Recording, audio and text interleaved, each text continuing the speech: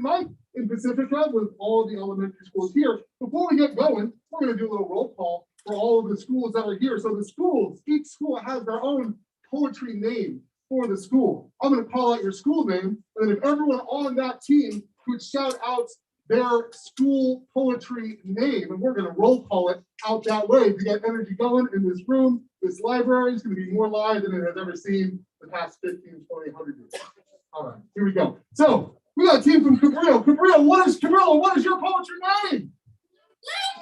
Blueprint in the house. Hooray, clap it up, clap it up, clap it up, clap it up. Okay. Ortega, we got Ortega in the house. Ortega, what is your poetry name?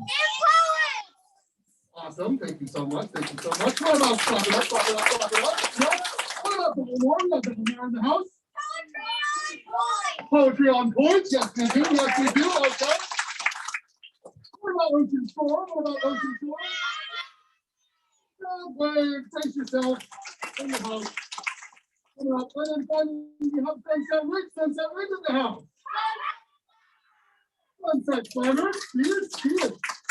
That is also the order we will be hearing from the teams in the Poetry Slam. So in Poetry Slam, we will hear from Cabrillo first, then Ortega, then Balamar, then Ocean Shore, then Sunset Ridge. Just in that order the teams were called out in. The way the Poetry Slam will work is, I will say on deck. That means the team that is next coming up. So whoever that poet is in the order for that team, when I say on deck, you want to get ready. You want to get up. You want to get pumped. You want to start feeling that energy of that poem. When I call the team off the stage, I will say, Cabrillo, who are you sending? And then the team captain will shout out the name of the poet going up, and then I will shout out that name to y'all, and then we will cheer, we will clap, we will stomp our hands. Let's get some practice cheers going on. I'm going to say, pretend student to the stage, and what do you guys do? Yeah! But first, before the slam starts, we have ourselves an open mic. We have two poets on the open mic coming all the way from Hayward, from Bret Hart School. Spark Poetry. We teach poetry in Hayward. We teach poetry in Richmond. We teach poetry. We used to teach poetry in Oakland. We're all over the Bay Area. Used to be in San Jose too when the pandemic happened, and everything got changed, as y'all are well aware of. That pandemic thing. Awesome. So, open mic poets, we'll be hearing for Xavier and Hayden on the open mic. If you all can get ready, get warmed up. Please welcome to the stage from Bret Hart School. Put your hands together for Xavier!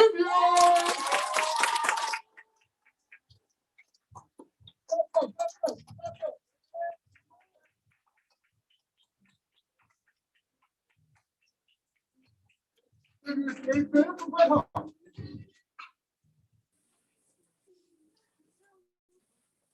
Yesterday.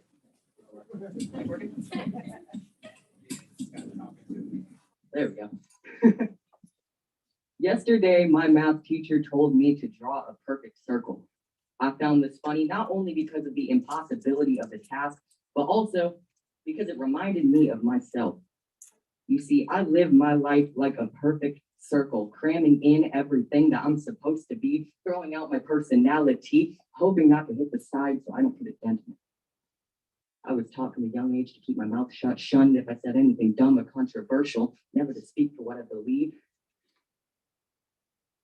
Oh, eternal shadow, never to leave. You see, everyone asks me, what's one word you would use to describe yourself? You should see their faces when my response is pie. But I'm not talking about the food. You see, in between the circumference and the diameter, surrounded by its own perfect circle, there lies scared, irrational little pie. But where me and pie differ is in between the circumference and diameter of my life, surrounded by the round sides. I'm expected to stay rational. You see, I live my life like a perfect circle, constantly erasing my mistakes, looking for a better angle. But the truth is, no matter how long I erase, I will never find the perfect circle. No matter what, there will be edges and cracks, and in those nicks and knacks, there you'll find me, hiding in the imperfect circle. Thank you. I love it. Love that imperfect circle. Awesome. Let's keep those applause going. Coming up next in the open mic, our final open micer. Welcome to the stage, Hayden to the stage.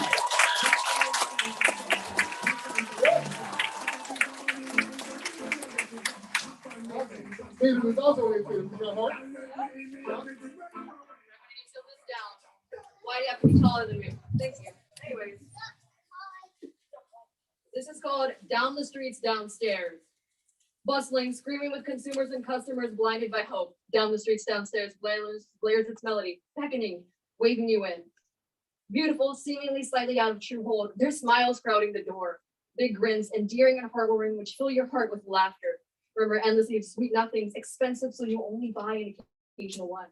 I saw number one, half empty yet filled with loving ones with open ears, open arms, saying, I love you. But they don't do it without the pause, for they don't love you. They love the idea of loving you. I saw two, never truly there, almost completely empty, pride and glee flicker through and fro, never coming in packages. That would still go there every day.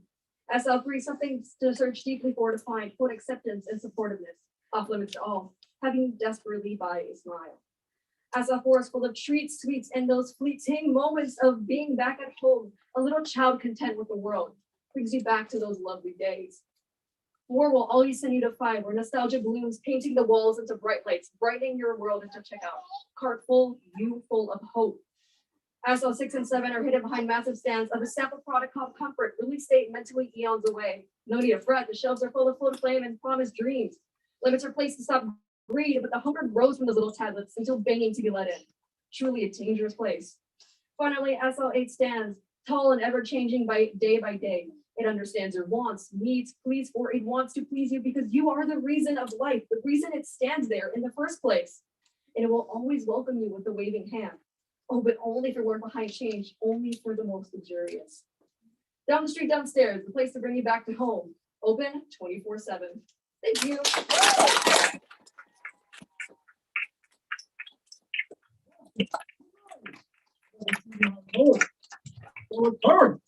So before the actual competing poets come up in the poetry slam, which we're working on, we have what's called sacrificial poets. The sacrificial poets are people who are going to be judged, but they're not part of a team. It's just something we do in the poetry slam to warm up the judges. You might be wondering also, poetry slam, scores, why score poetry?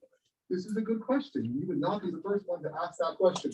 I always think that we live in a world where artists want to eventually sometimes become professional artists, which means you learn to attach a number to your art in the form of a dollar sign so you can sell your art to the world. The poetry slam helps people see what it is like to actually become a professional artist and take steps in that direction. It also makes things a game. I love games. Do you guys like games? I think games are awesome. Poetry slam turns poetry into a game, and it makes it a little competitive. So there's a little more skin in the game, people a little more excited for it, etc., etc. So we got sacrificial poets for each round. These sacrificial poets are not going to be fifth graders, they're going to be junior high school students or older. The first sacrificial poet we have is in fact a teacher from one of the schools that we serve at Ortega. Please, welcome to the stage. The teacher from Ortega, the poetry facilitator at Ortega. Put your hands together for Jordan!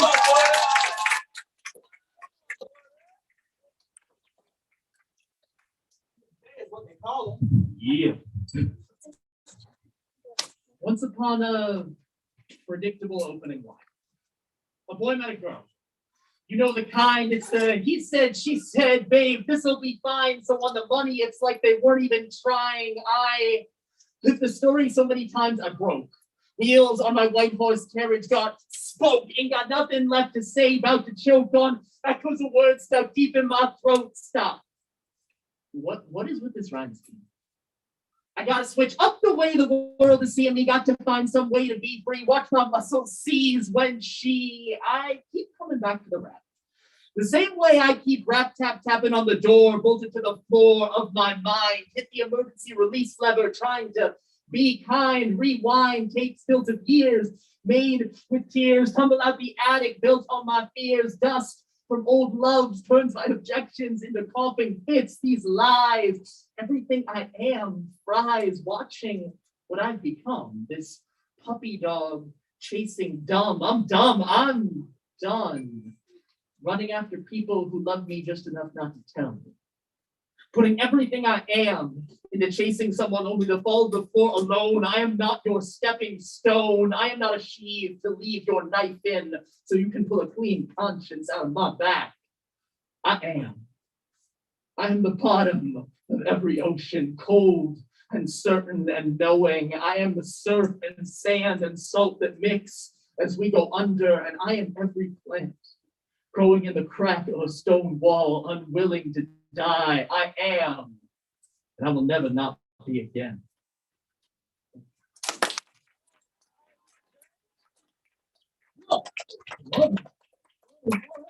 Now, the moment I've been waiting for, the Poetry Slam, big time coming up. We have Ortega on deck. That means Ortega's coming up next. But first, kicking off this poetry shindig, we got Cabrillo coming to the stage. Cabrillo, who are you setting up?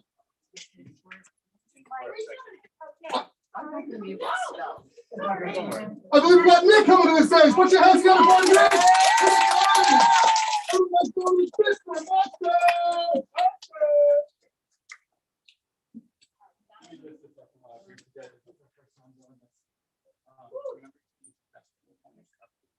Little Prince.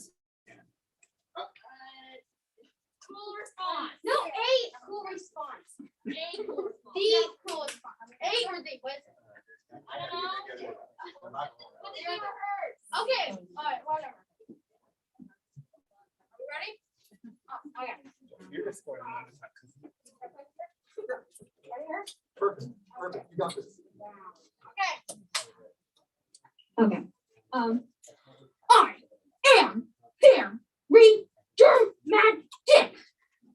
I am very dramatic. It's like a dark addict with Romeo and Juliet on phones, posting himself dead on TikTok. I stop. I jump. And I am not lumpy like oat milk. Well, oatmeal. I put my hands in the air to get called on. I raise my hand to the sun and yell, "Shut up!" I feel like the president saying a very important idea to the world. My brain comes out of my cells and I become undescribable words when I say my poetry. And I say this, I say, "Yo, do this and write this poetry." After this poem, I will become a dramatic poetry monster! Thank you very much. Awesome. Wonderful. Love that. Poetry Slam is a place to celebrate our dramaticness. Indeed, we do that. Indeed, we do that. We want to be as high energy as we can.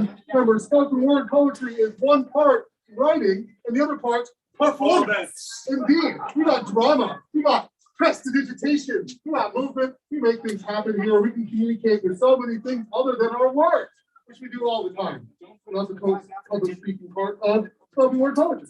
So, we got on deck Calamar.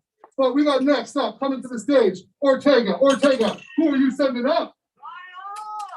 Go for Dion!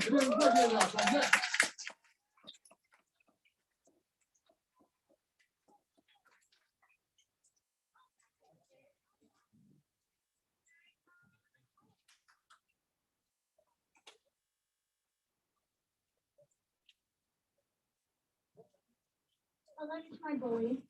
I'm a flower standing beautifully, but I don't let anyone take off my petals. I am not a piece of paper. I won't let anyone tear or crumble me up because they think I'm not good enough. Like that friend that you had who couldn't be heard. You didn't even let her say a single word. With the glue that you had in your bucket of tools to shut the mouths of people who weren't fools. People who tried to debate were too late. The people who've been hit too hard had already been scarred. With the potion of strength that I held with my ranks was pouring out within seconds from the void inside your eyes. Maybe I was that girl who couldn't speak. Maybe I was that fool, but no, not anymore. I won't be your tool. You tried to take off my petals. You tried to tear me up because you thought I wasn't good enough. You would go behind my back about how I didn't deserve this plaque on this wall of rights for the people who just want good sleep through the nights. I carried these people on my wagon, even though all my helping hands were just lost souls within my mind. Come on now. But as soon as Come on now. But you figured out, you took your axe and swung it at my wheels. So listen here, Mr. Bully. The words I've said will always lie in your head until you pick up this pencil. I won't be your stencil until you figure out your own lines to say sorry to the people who have scars like me.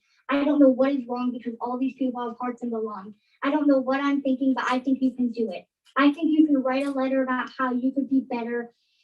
I think so. Don't disappoint me and find your melody throughout your vocals. That's my lesson.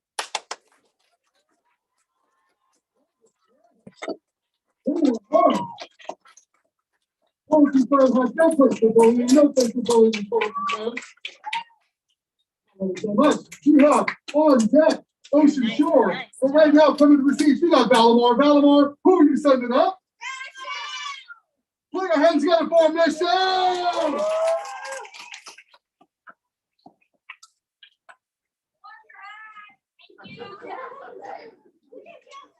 Poetry on point. Snap, crackle, pop.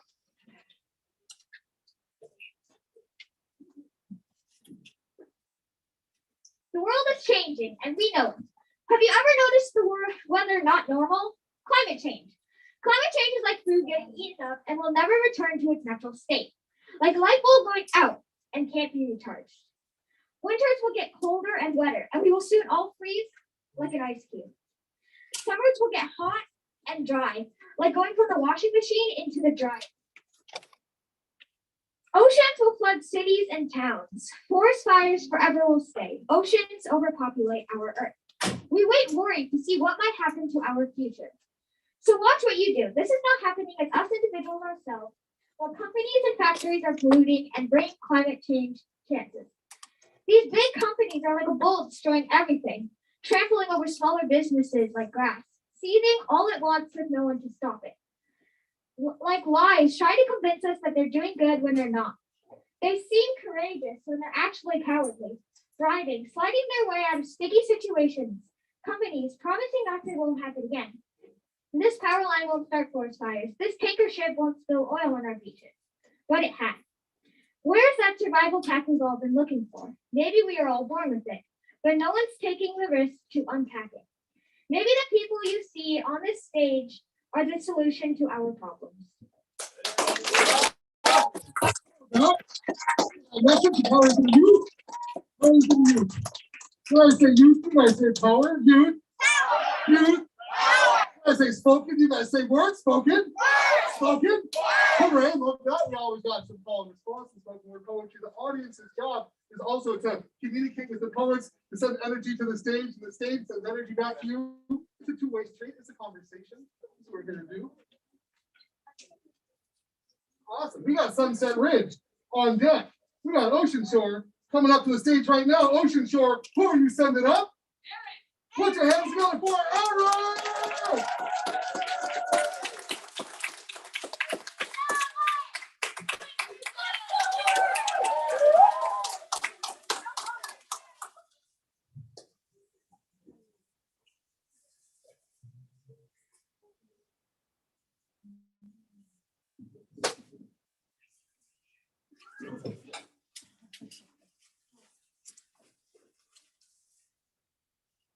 Glitchy Witchy was flying on her broom. She was like zoom, zoom, zoom.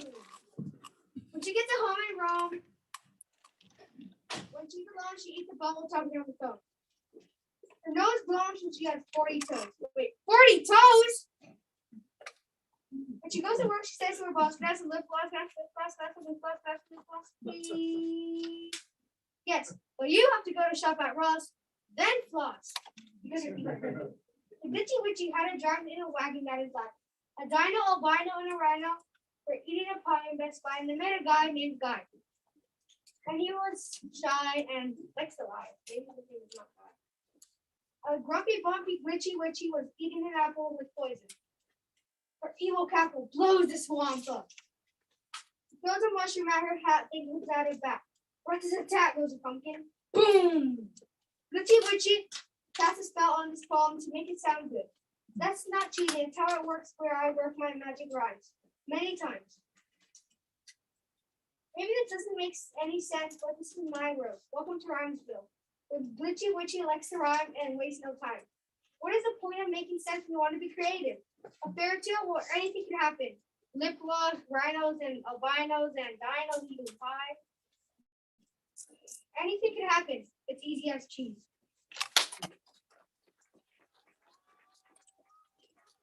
Thank you so much. Thank you so much. We got our final team of the first round. Sunset Ridge. Sunset Ridge. Who are you sending up? Rainbow! What is the other fire? Rainbow!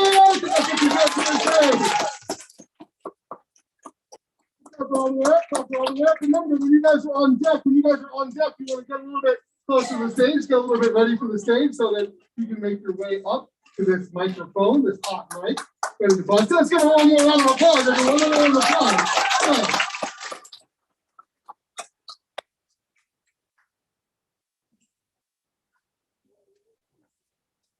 I signed up for a race. Want to see the most places, most religion. I guess I'm all over the side. Not sure what it is. I don't know why. I run fast, the fast that can last for hours. I pass towers, the tiny toasts that go to celebrations, nations that have 4 seasons to run through. To see through the year and day. And that's just the places I like.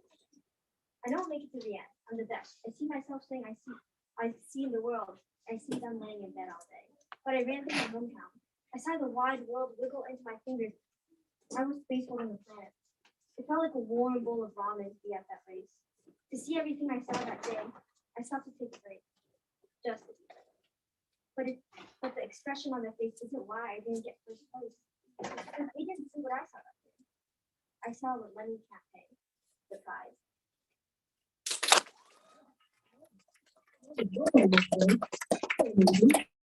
That's just the end of our first round. We're going to do that 3 more times. We're also going to have sacrificial toast though before each and every round, which brings me to my next question. Does Heike ever make it to the show? No? Okay, well then our sacrificial poet who wasn't sacrificed for that round is instead going to be performing on the team of Ocean Shore, but not right now, not in this round, later. I am sacrificing and performing, I thought. Can we do that? Can we have them sack and? No, I don't think so. If you sacrifice, you can't also perform, sadly. But you could do the head-to-head still, or you could get one more poem at the end of the night, so we'll lock that out. So in that case, are you cool if I perform a poem? You guys want to hear one from Mr. Host? If you are a student of mine, you've heard this poem before, you've asked me to say it a bunch of times, if you have to join Poetry Club, you hear more of the poems. Here it goes. This poem takes place when I was 10 years old as well. Blubber happened. Oh my God. When I was young, about 10 years old, I used to get so excited, it was like having electricity mousetrap itself onto my tongue, firing off overloads of exuberance until nerves clutched muscle, wrapping themselves onto bone like a hurricane was ripping at my flesh. Everything inside me was moving so fast, my mouth didn't trust it could keep up.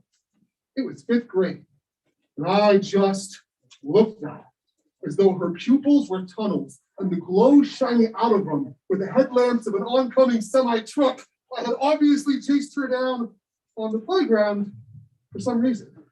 But I just stood there and sweated, with a heaving chest, not daring to demolish the dear heart of my silence. I was about to be flattened by her big wheel of indifference, turning me into dear street pizza. She laughed, an innocent giggle. The boy, me, who was too close to speak, and she ran off. But I was one determined little 5th grader, and she, Amanda Carlisle, and I were meant to be married.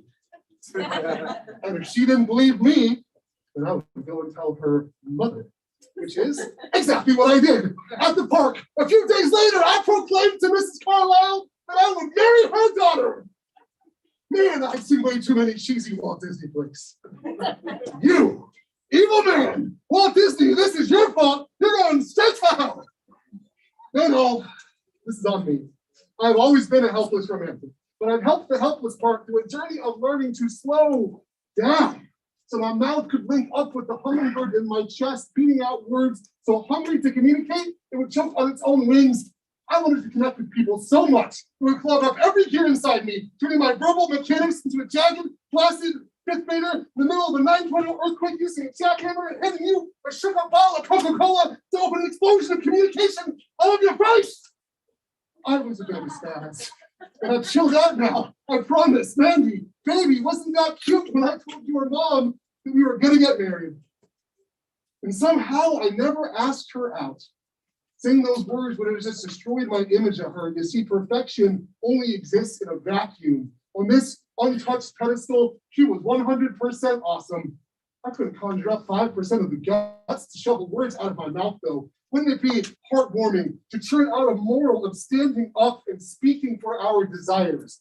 Forget to state the disclaimer that passion actually scrapes layers off the heart, bringing fresh life into this perpetually hemorrhaging lump of geyser flesh, spurting through our chest, squeezing out blood through clasped fingers. We just want to be close to each other, yet tremble at the defining moment of voicing our desire, like calling passion into reality, might not live up to a carefully crafted Ziploc sealed dead thing of what might have been. So let's take a risk tonight. Wed our dream time to waking life in an existence of lucid living desire exists to lead all of us onto the playground. And the fifth graders, they know this, which is why when that recess bell rings, y'all can't stop screaming. Yeah.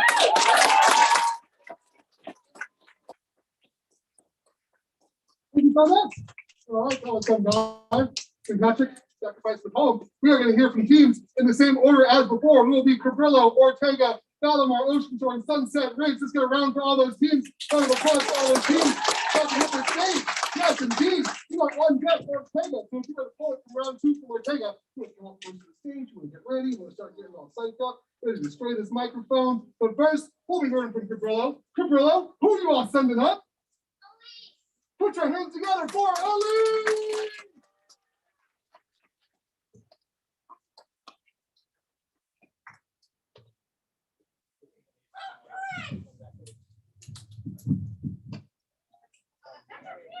Oh, sorry. Cool response.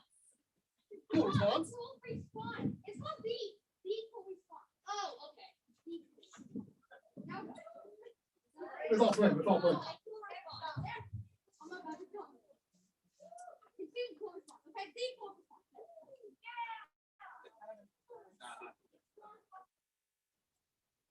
The one that was sitting right here beside you with your family, that one?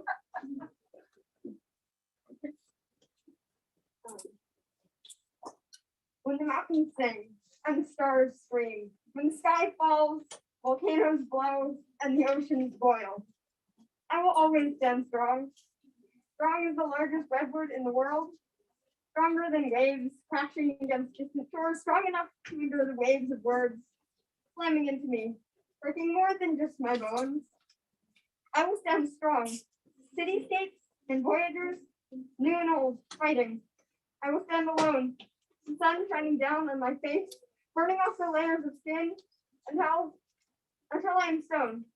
And I'm stronger than what I was before. My bones become the core of the earth, my flesh, the soil. The people nothing more than ants crawling up my skin, clawing at the ground, blistering and destroying me. The mountains are singing. The stars are screaming at me, burning in the fiery hell of smoke, clogging the night sky. Volcanoes blow up, scorching me, burning me my flesh as it peels off. Flakes of skin, crisp, floating in the cool wind. I curl into a tight ball. Spots are covering my eyes, black and noiseless. They aren't real, but they hurt more than anything real ever could. My blood boils, bubbling up, creating 1,000 sinkholes. More. Millions. Blood comes from my eyes, my nose, my mouth, and finally it hits me. I'm not strong. The words and the fists that pummel me can't hurt me. Hey, stand up for yourself, freak. You're just a kid. You don't know what pain is. But I do. My ribs are broken and my skull is throbbing. My heart is pounding and shakily. I wipe the blood off my eyes. My hand sleds down my face, cleaning the crimson away. I use my shirt to dry off the mess of blood and tears. I look down at my hands. One shaking and covered in blood. The other bending in odd angles, singing and crying. I shudder and crawl back into my fetal position. Tiny ball. No one will notice me if I stay like this. A shuddering silhouette of colors and blood, snot and tears streaking through the dirt, cutting through the grime, and my heart starts to slow. The pain is gone. The fists and the fingernails scratching and pounding against my skin, they're gone too. The silence starts to slow. The noise fades back in. The spots start to fade, and I think I'll be okay. I think that someday this torture will end. I'll be able to find a new home, new people. The mountains will go quiet. The stars will shut up. The volcanoes will sink back into the ground and the oceans will cool down. And I may not be as strong as the tallest redwood. I may not be stronger than waves destroying rocky cliffs on distant shores. And I won't be strong enough to avoid the fists of the words. And I won't, but I'll be strong enough to heal. I'll be strong enough to change and to fix my broken bones. I'll be strong enough to gather up my bleeding, swollen limbs and show the world what the pain did and why they should change, why I changed. I'll be stronger than I ever was before, and I'll let the blood and the tears show, and my scars might fade, and someday they'll lie, and someday the mountains might sing again, but this time no one will be there to scream back.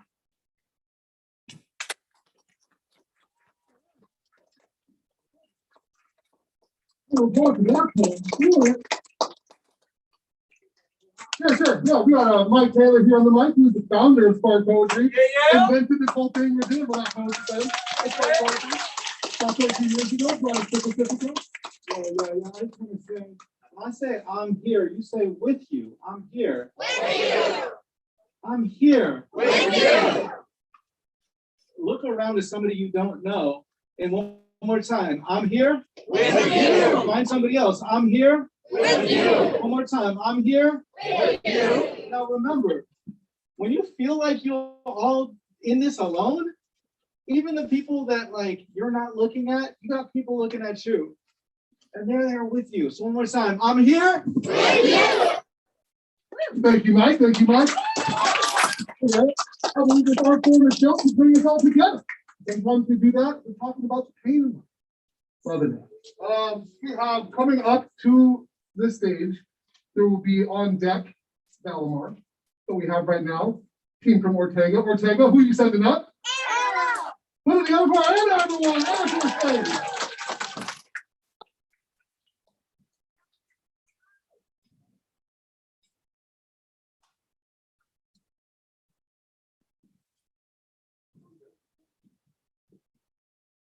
I need to be stronger so I can prove that I'm not the shortest blade of grass in the open field.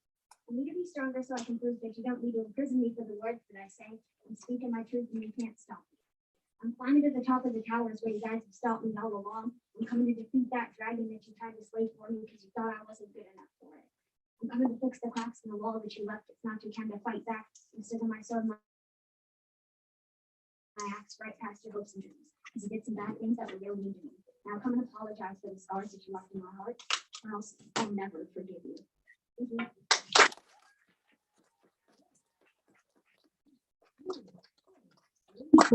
Oh, laughing is Mexico.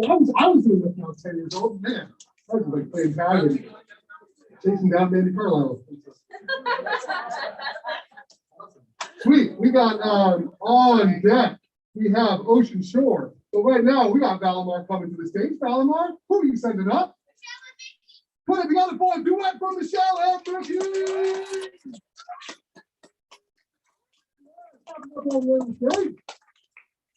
Is this on? Okay.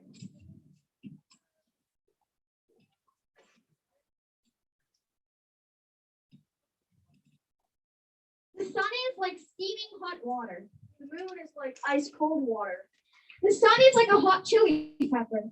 The moon is like a freezing iceberg. The sun is like happiness coming with a hot hug all over your body.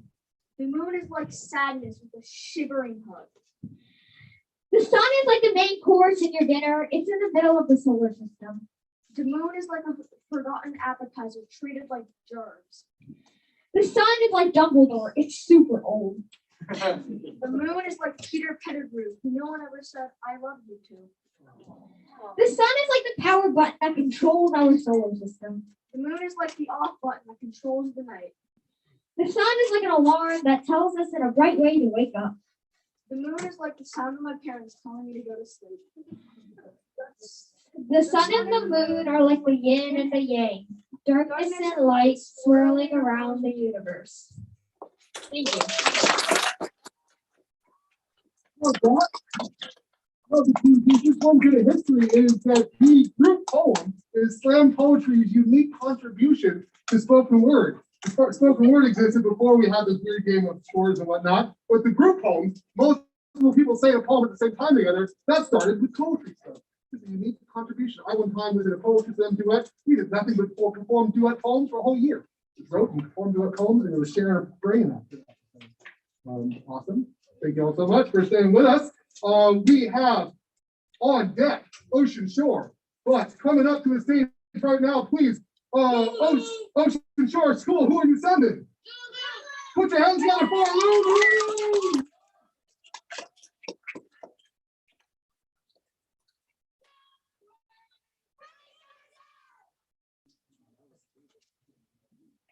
Hot chocolate warms me up like family. The Christmas tree lights light up my soul. The present reminds me of the ocean, and the ocean reminds me of art. The stocking holds presents like Christmas carols with love. A tradition of togetherness tugs at my heart. Laughter is an ugly Christmas sweater waiting to be opened. A multi-universe of ugly Christmas sweaters, and in this universe, everyone is the same, and everyone has love and hope and friends. Every holiday is amazing because it brings us together as one person. What if every day was a holiday? No school, no work, only love and food for everyone. The answer to all of our problems. This poem makes me feel like I'm special in my own way, in my own universe, because I'm me, and this is a poetry slam. Thank you. Oh, you want to do the poetry slam? Let's see.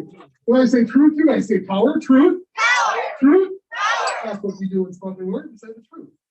Power, whatever our truth might be. We have the final team in this second round of poetry. Would be Sunset Ridge. Sunset Ridge. Tell me who you're sending up. Maddie and Alex. What are the other 14 coming from Maddie and Alex?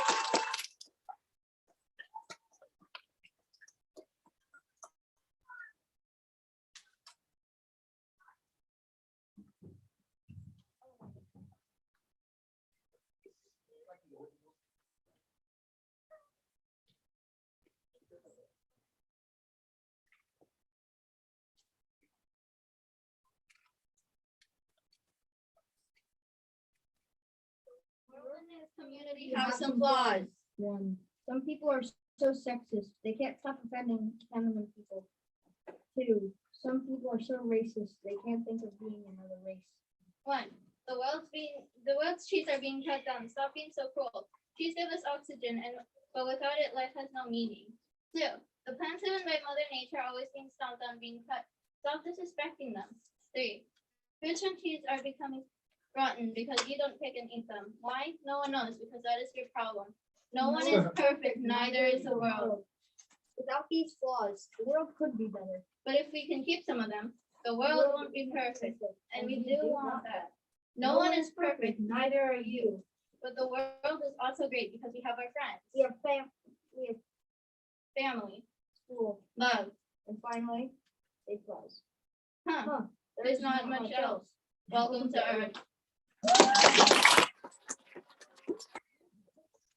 That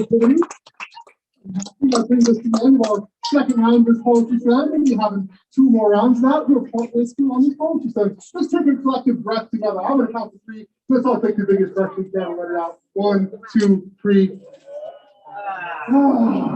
Love it. I feel like we all come together a little bit and hear this humanity, we hear these stories, we see this creativity from the minds of 10-year-olds, which I think are kind of like the golden age of humanity, actually. Because they don't have that thought, that other stuff starts messing with them yet. It's pretty amazing. So on our 3rd round, we have the Sacrificial poet, one of the veterans of Spark Poetry, who's been performing with Spark for like 4 years right now. We got Sayuri in the house. Sayuri, ready for the thing? Yeah? Let's talk about the Sayuri from Sayuri. On the class, we Sayuri, sacrifice it on round number 2. Here I do all.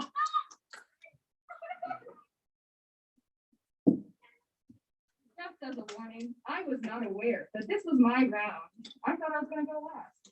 So allow this a few moments of silence while I find my poem. Man, how was today's day today, actually? Can you, how's your day? An actual question. Anyone want to respond? Good. What about Nick? This is our response. Amazing! That's good, that's good. Well, something's not good. Because I am a bad person. And I assure you through my facade of lies that slip through my lips like paper in the wind, I am aware. As I speak these words of truth, you believe I am exaggerating my thoughts, but this is a reaction I want. Just know that when I tell you I think I did a better job than that I knew I was best, and that I will ruthlessly tear into your, whoa, hey man, that's not cool. I will ruthlessly tear into your self-esteem with sweet, calm letters until gold circles spiral down my chest and red ribbons cover my neck. I will be greater than the highest mountain, and my ego will feed on a large diet of prestige. I will chew through your feelings like a lamb to the slaughter, so my soft giggle will echo in your ears like a battle cry. Because I will manipulate you like putty in my hands. My tears will melt your brain to submission because I am a bad person. And the 6 stairs will run through your veins that only cheap metaphors can understand. I want to be perfect, so I will drain you of handwriting, and I will cover your whispers of laughter. Your face will be the mirror that I hide behind because I will become you. I'm an irresponsible vampire that leeches off of your flesh. So come on, Seymour, and feed me when you trip and fall on a hearty glee squeezing my chest, because I am a no good, very bad person. So you'll have to forgive me when I upstage you, because a star shines brighter than the stage light, but I'm just a mirror reflecting both. Because I will do anything to be a good person. I will lie through my teeth as they fall from my mouth, and I will hold your hand down the aisle, and I will smile at you as your heart beats through your chest. Just know I will rip your heart out with my teeth if I need to. So no matter the dances I spin, I will stab you in the back and tell you it is a present. I want to be a good person, but I am a no good myself. I want to be myself.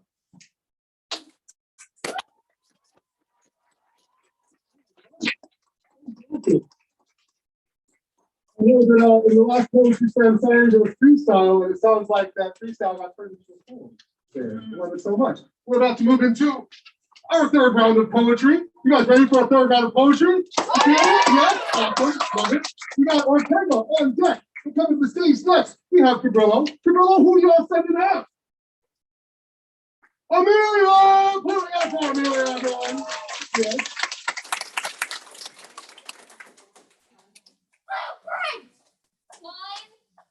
What? Line. No, it's not line. What was it? Come on.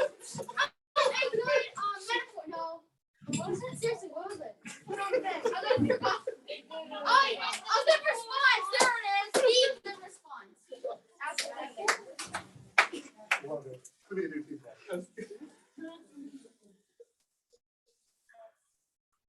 Death emerges from the shiny axis. The ones who put once on the end of their life. The shining hits them, and their life is yet again done. The destruction of forests. It's like a never-ending war in between nature and man. Like fight to gain life itself. Like death to everyone who wants to grow. Death to trees and all who live there. Who wants to put one from the end of their life. The trees like smashing on the forest floor. The lonely stump sitting for a remainder. Destruction, death, murder. The ones who put one from the end of their life. Do you want our life to end with this? Change matters, and we do too. Or not. In March of 2020, all schools shut down, like rainforests being chopped down. COVID is like axes slowly smashing into people.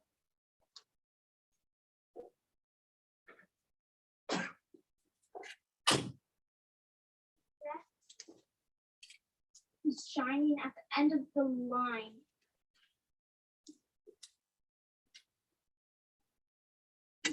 Life is changed to life itself. Everything matters, such as life.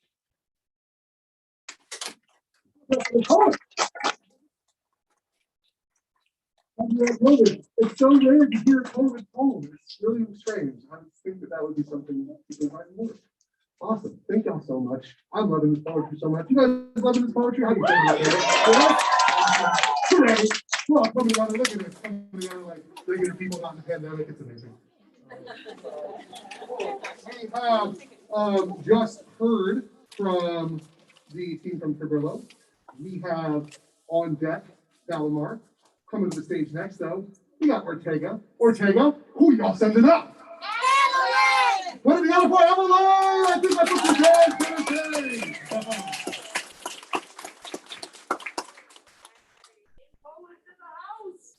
Emergency meeting!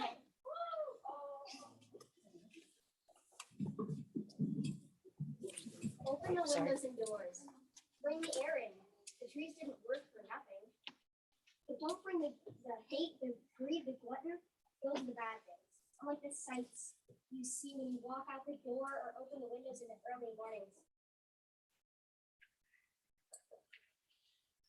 But don't forget the sets. The sunsets of the movie sets that make movies to ease you on rainy days or nights when you just can't sleep.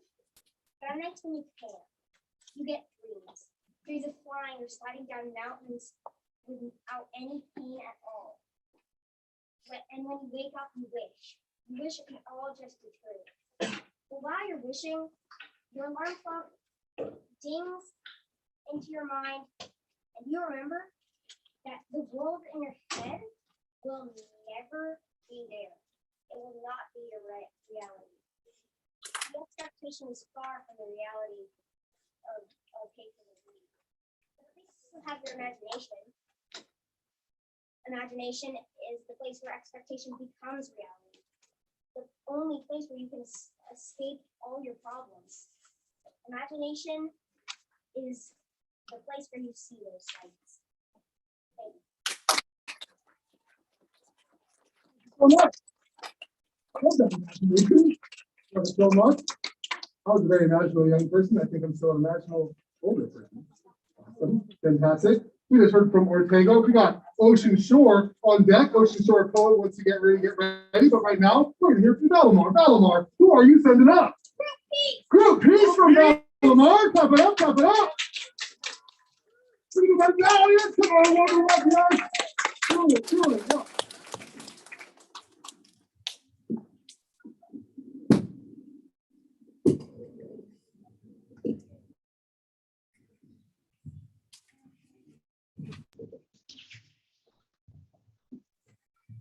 God and the devil are playing video games with each other. God is horrified that the devil won and now has control over heaven and its people. That's why you don't make a deal with the devil. That's why you don't gamble in general. So I had a friend who went to a gambling website and almost lost her whole house to strangers. Really good job, man. God and the devil are now racing to seize control over earth and life itself. These two forces of life, so different, so unique.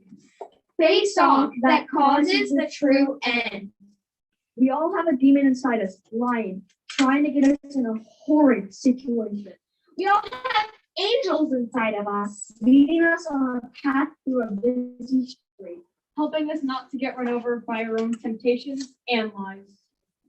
Heaven and God just watch it happen, yet don't do anything to stop it. In spite of all of these disasters, Our third eye sits on the middle of the seesaw, balancing us out. you suddenly realize you are heaven and hell. And no matter what you do, There will always Be good and bad inside of you. Thank you.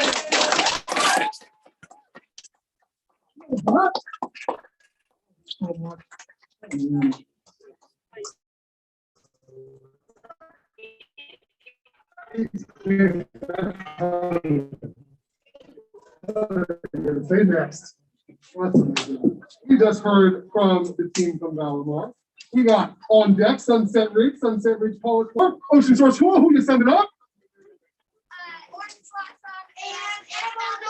Orange Blossom and Animal Doll coming to the stage. Yeah.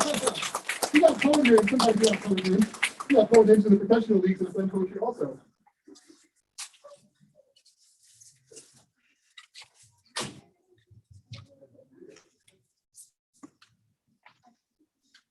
enough. This is going to be a sad poem. Sadness and depression ride bikes on their own ocean of tears. They fly kites on a mountain of bones. The winds of despair keep the kite afloat. The ride bikes and fall off a cliff. And they jump off but have parachutes to make comedy. Laughter breaks your sadness. It makes you care about the moment. It helps you connect with people. Giggles help your smile bloom. Sadness and depression go swimming in Hawaii. Depression shakes on me.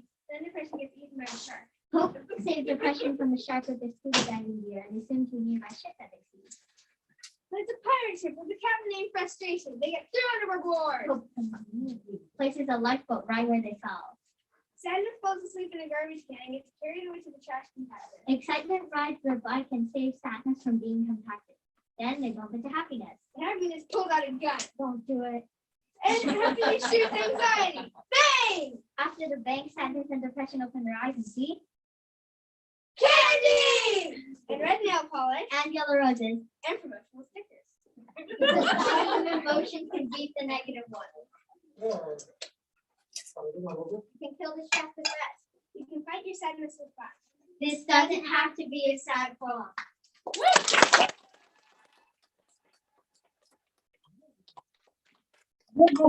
To become this like conversation of poems or one poem from which responds to another poem and it fills off of itself. You think that we planned it this way, but we did not. This is just how the universe has shaken it all out together. I'm like, man, that poem is totally a response to another poem. But you know, this is what creativity does. I believe that we're all creative beings with an ocean of creativity behind our eyes, just waiting for it to flood out. Right here, let it out. Good.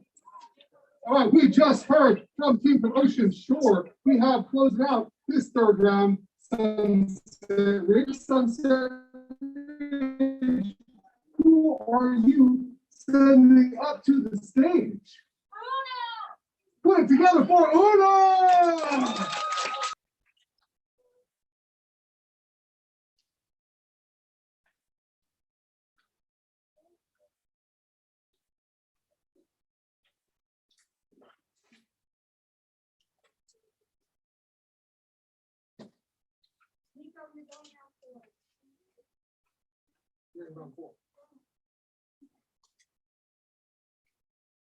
I have a sister, blue eyes, blonde hair, defiant and cranky. Night after night, light goes out.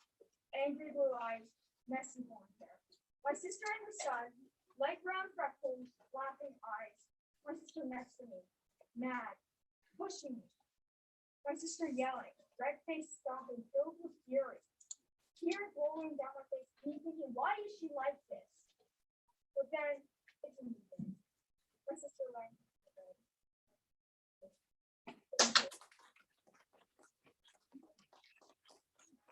What poems that family?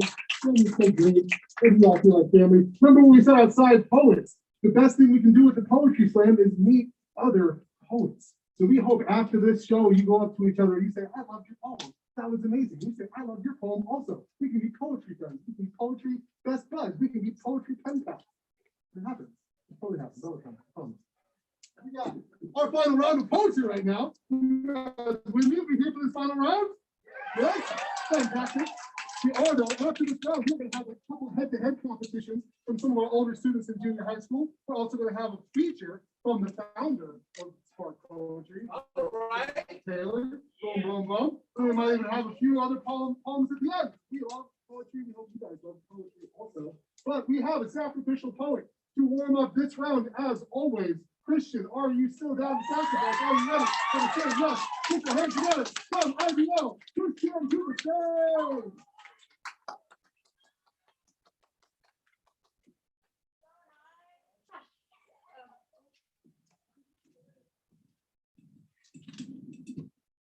Okay. I wasn't prepared for this, but well, I was, but okay. I know. Okay. I like it.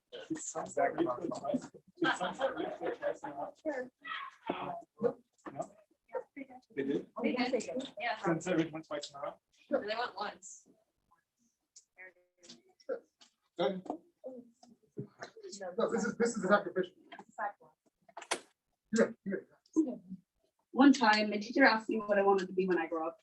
I said you, not my teacher, you. I wish I was you. I wish I was you. I wish I woke up, went to the bathroom, looked in the mirror and saw you.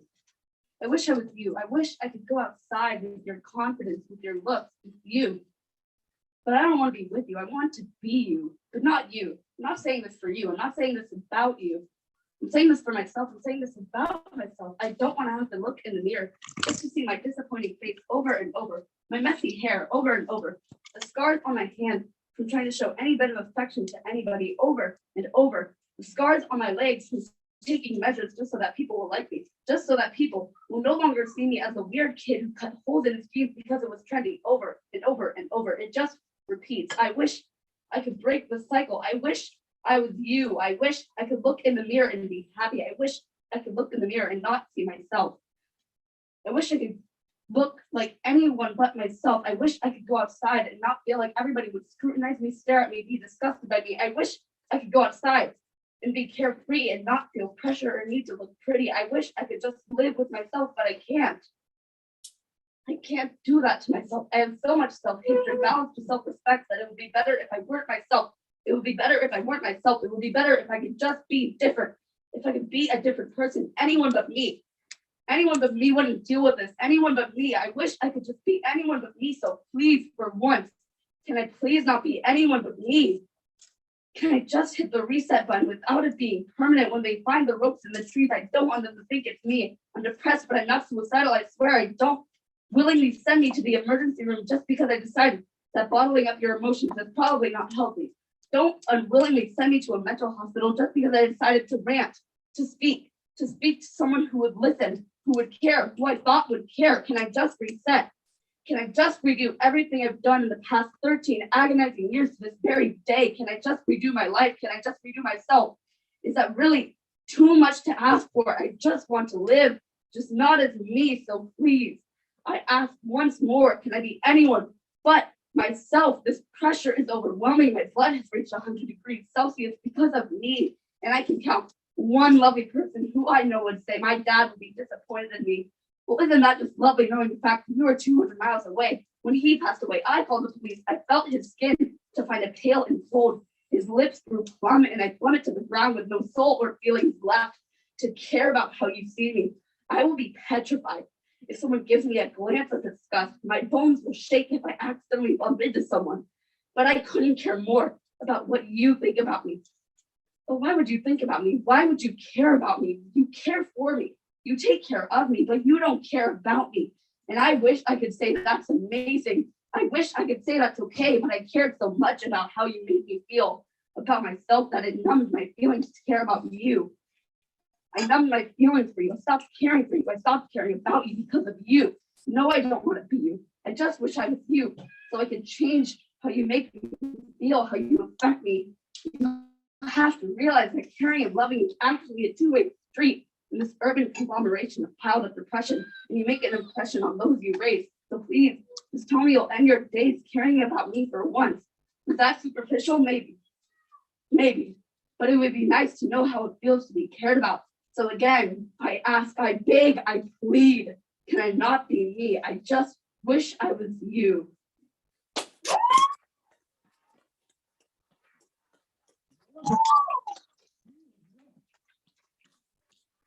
You might say emotions, you might say are meant to be felt. Emotions.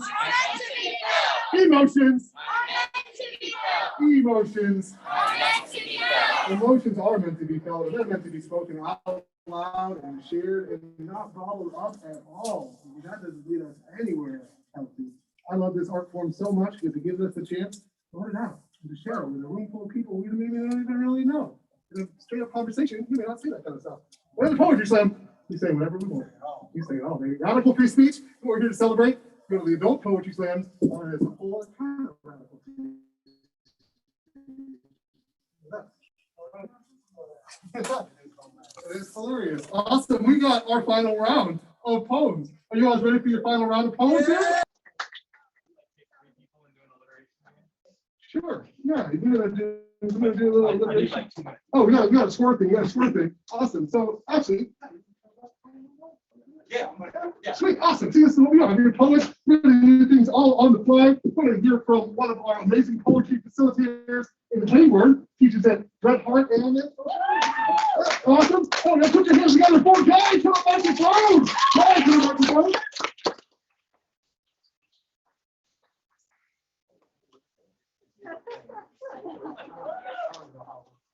I don't know either. Hey y'all, what's up? How y'all doing?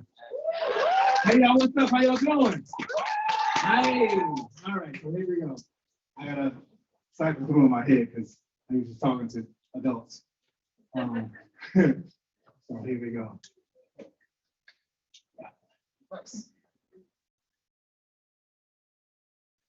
Who told you you were naked?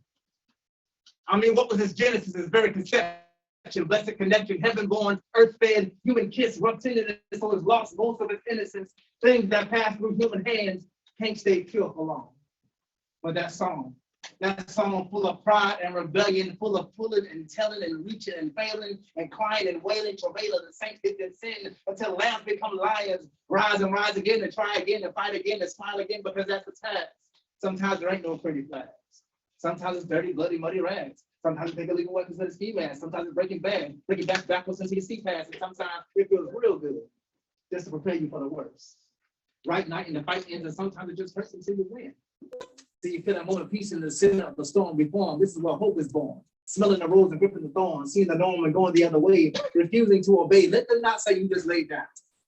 Let them not say you bowed down gracefully. Let them say you used your teeth. Let them say there's blood under your nails. Ain't no failure in God. Have you forgotten you? Who told you were naked? What connected? What reflected? And God talks about you. And God talks about you out loud. God talks about you in the whispers of tears. They are present when you love. They are honored when you touch. They are precious when you and make new life in the right way. As always, right where you drop your voodoo. Go get it. Who told you were naked? They lied. Thank you.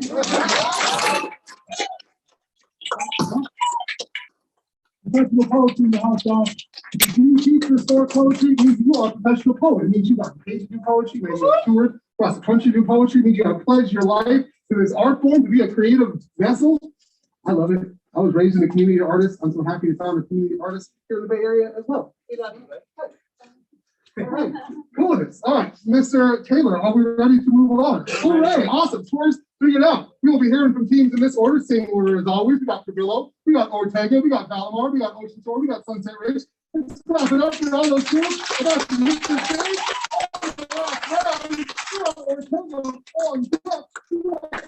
Coming up right now. Cabillo, who are you, Sandman?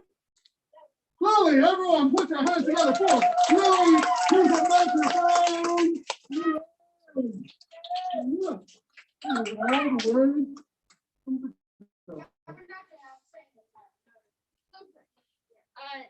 How to make a quadruple layer vanilla chocolate cake with cinnamon buttercream frosting. All right. Pump up your motivation. This time it will be different. Spill 1 tablespoon baking soda, 1 teaspoon baking powder, and 1 teaspoon salt everywhere. Jump around all the instructions as your better judgment preheats to 350 degrees Fahrenheit. Carefully pour in 2 cups of flour. Want this flour because your hand, house, pets, fridge, and confidence. Preheat your regret. Mix 1 teaspoon vegetable oil, 1/4 cup milk, and 2 teaspoons vanilla. 1 cup of buttermilk you bought for your theoretical pancake breakfast last year. It'll probably be fine. Break 2 sticks of butter and your measuring cup into meltable sized pieces. Stare at the window at your neighbors enjoying the sun. Add 2 cups sugar. Add melted butter and room temperature eggs to your sugary abomination. Realize you don't have the attention span for this, or the ingredients. Pour batter into 2 cake pans you have greased thoroughly, probably. Bake for 25 to 35 minutes, or until you remember you put cake in the oven some time ago. Repeat recipe because you need 4 layers of cake.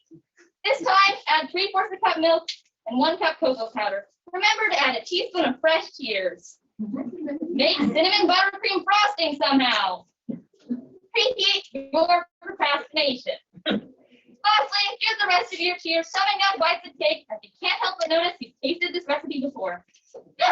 Math. Hang this recipe in your kitchen. You'll use it a lot.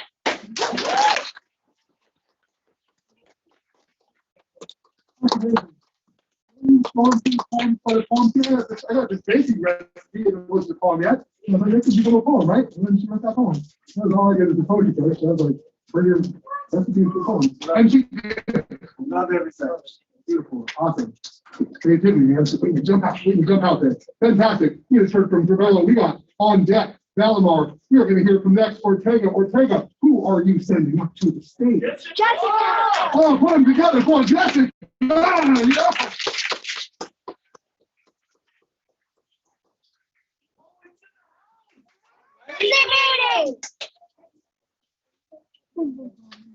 When I get asked a question, sometimes I'm confused. I don't know the answer.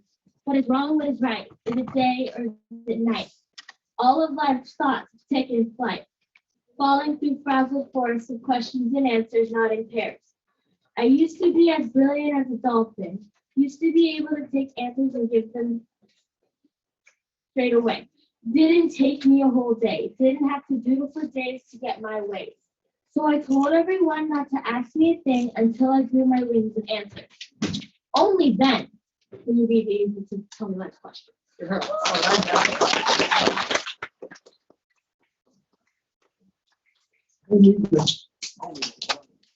Parents, we try not to make the kids do too much on it, you know. Creative speakers. Awesome. That's our fault. Oh, we got just heard from Ortega. We're gonna have Ocean Shore School on deck. But right now, we're here from Valimar. Valimar, who y'all sending up in this final round? Katarina! Put it together for Katarina! Yeah.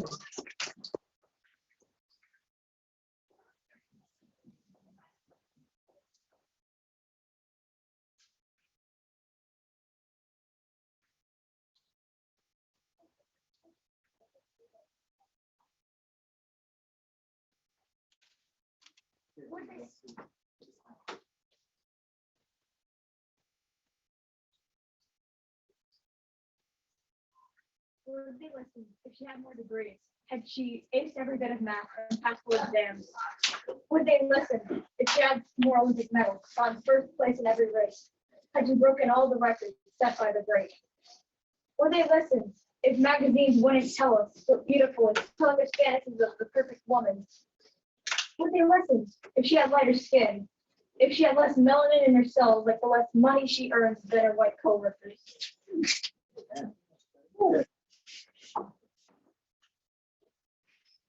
Would they listen if she had different romantic preferences? If love was something we could judge, like the right piece of clothing at wrong? Would you listen if she wasn't a woman? If we didn't have a history of thinking men are tough and smart and women as quiet and dumb? Gender bias sticking is like denying someone of an award they rightfully earned. This not only goes for women, but to every gender. Do not judge people by their gender, but think of them as your own equal.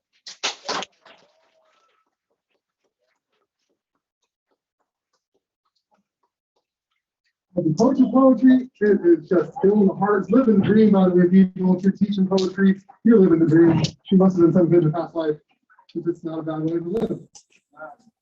Thank you so much, Katarina. We have only 2 schools left. I feel sad. You guys feel sad? Yeah, I feel happy. You sound. Let's get a round of applause for Dr. School. Dr. Ricky Stage. We got Sunset Ridge on deck. Ocean Shore School. Who are you sending up? For Amelia!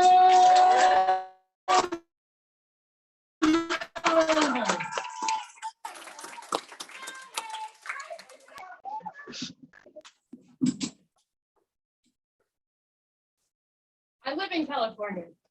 Every day I fear that the earth will shake and the walls around me will come crashing down.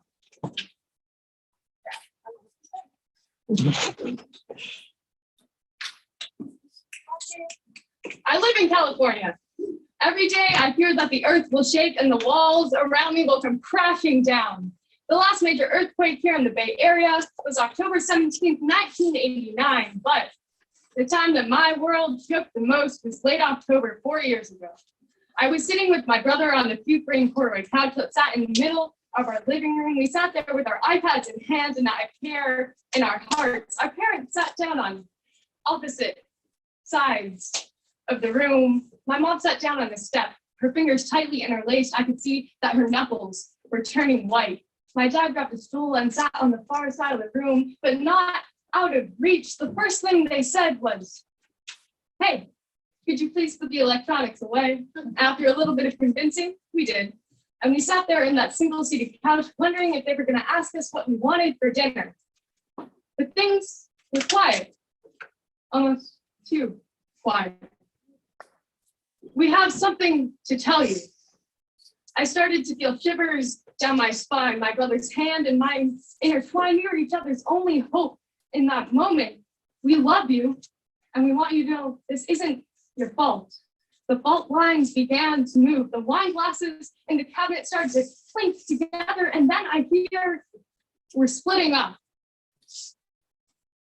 And then the world broke. Everything was shaking. I tried to run into one of my parents' arms for cover, but that would mean I would have to choose. I would have to choose. I would have to choose. I would have to choose. Storybooks and wedding albums are falling off the shelves. The very foundation I was standing on started to split right down the middle.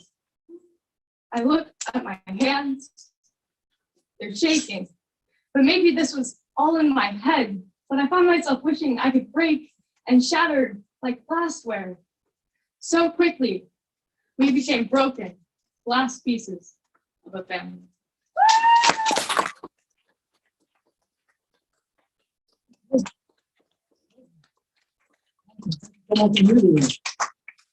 Woo!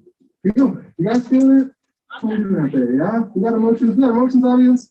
Yes. I think these poems are touching us all in one way or another. Beautiful for that. Let us all know we're not strangers amongst each other and that we feel this life pour on through each other. Awesome. We got our last team in this poetry stuff.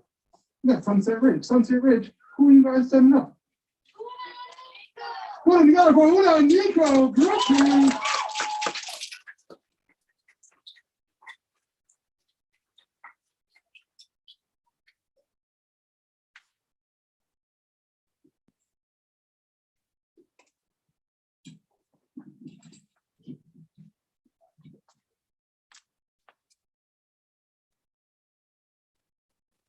Everybody is staring at me.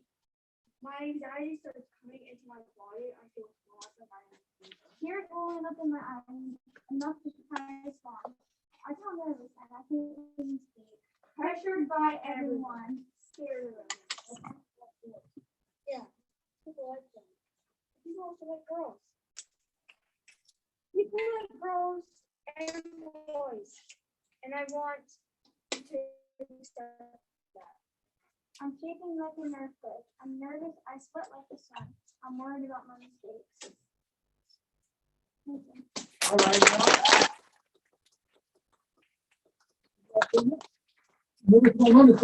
My dad told me a few lessons, one of which was, you gotta make mistakes if you want to learn anything, so don't worry about making mistakes. Thank you, Dad. Good lesson. Awesome. So we have come to the end of our team poetry slam, but if you hunger for more competition in poetry, worry not, because we have some head-to-head competitions of poets from IBL, which is our junior high school, exclusively junior high. I don't know if exclusive and junior high really go together, but it's just fucking out. Awesome. So we'll be here in our head-to-head competitions. Judges, now we got our X's and our Y scorecards. Let's get Georgie. Christian will be your X poet. Georgie will be your Y poet. You're going to wait, judges, until you've heard from both of these poets, and then you're going to slide an X or a Y, depending on who you think was the better poem, if that even exists as a thing, over to Mike Taylor. And he, our fantastic founder and scorekeeper, shuffle things away. We'll tabulate winners and losers so we all can go back in the halls of glory afterwards. Alrighty. Cool. So we usually do but you guys want to do paper, rock, scissors real quick? Christian and Georgie, decide who's going first? All right, on three or after three. On three or after three. Come up first. Let's do what I'm saying. Let's do what I'm saying. Let's go after three. So we'll go 1, 2, 3, and then boom. And then we'll knock it down. Awesome. Cool. 1, 2, 3, 1, 2, 3, go. All right. 1, 2, 3. Oh, let's keep it going. That's the time. Go. We got Christian. Christian, you want to go first or second? All right, fantastic. That is how it goes. Georgie, you going first? That's how it's working. Yep. That's how it's working. Thus spoke the gods of paper, rock, scissors. Always the way to make decisions. I think that we'll just do it in politics, paper, rock, scissors.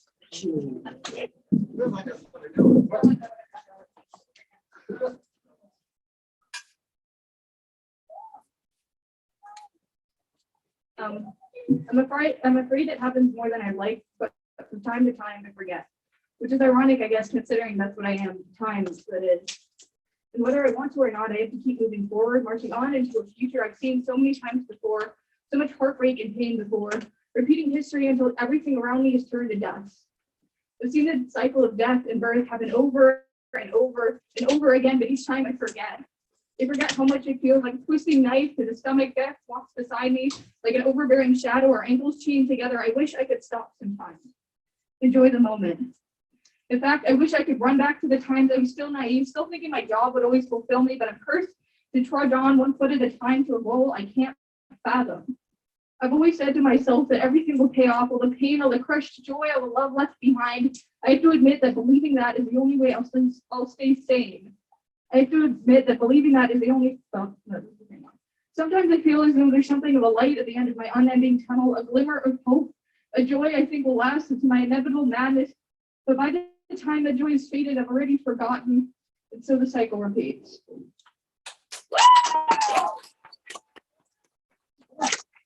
Awesome. All right, we got now in our head-to-head. That'll be our wide poet. We're going to hear from our next poet right now. Put your hands together, please. For Christian, one more time to the stage. Christian, happy to sing.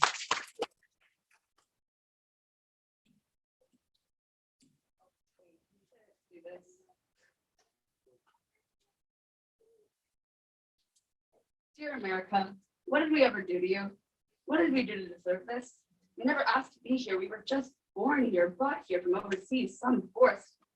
And even though we might be discriminated in so many ways in our time in this country, you'll happily accept a new citizen. You'll happily accept a new citizen, but we'll leave the immigrants at the border. They'll sort all that out. But what happens if, say, there's a child, just a child, right? What can a puny 13-year-old do? It's not like they have the right to bear arms. Heavens no, that would be blasphemous. But tell me, how can you be so sad to hear about the mass murder at that club with so many people as young as 19 when we have the right to bear arms? How can you be mad at the man who went to a random house and decided to murder the whole family residing there when we have the right to bear arms? How can you be mad when a kid who's just a child goes to school with a machine gun disguised as a cello and look into the eyes of their friends, the English teacher, a first grader, and shoot them dead on the spot when we have the right to bear arms? But when the father murdered his ex-wife because she went to his house demanding he take care of his child and called it self-defense, it's only lawful. When the police officer fatally shot that person because they weren't cooperating and called it self-defense, it's only lawful. This country has shown us that paradise a haven when this is simply hell, and we are not in Kansas anymore, Toto. But we have freedom.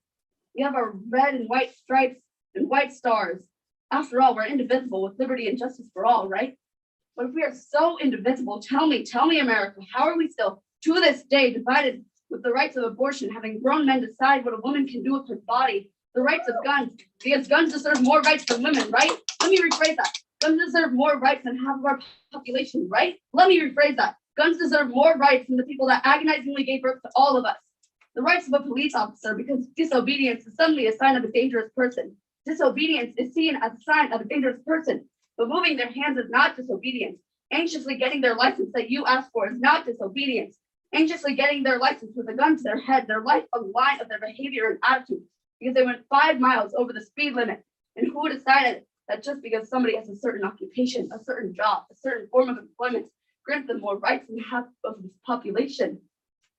The rights of anybody in the LGBTQ plus community, because liking the same gender or being a different gender than the one you were assigned at birth means that if you go into a hospital, they have the right to deny you treatment or service. Because liking the same gender or being a different gender than the one you were assigned at birth means you can't be in the military, you can't donate blood, you can't have this job, you can't go into that store without being called a slur. And of course, We will never forget 9/11. Nobody will ever forget 9/11. Nobody will ever forget the nearly 3,000 people that died on that horrific Tuesday. And nobody should ever forget the 1.5 million Muslims, Arabs, Middle Eastern people who suffered consequences such as dying, being dehumanized, being beaten, tortured, and hurt, being seen as a threat to those in this country because of a specific attack done by a certain race that caused a domino and butterfly effect of hatred, normalcy, murder, and mistreatment. This country is breaking. It's falling apart.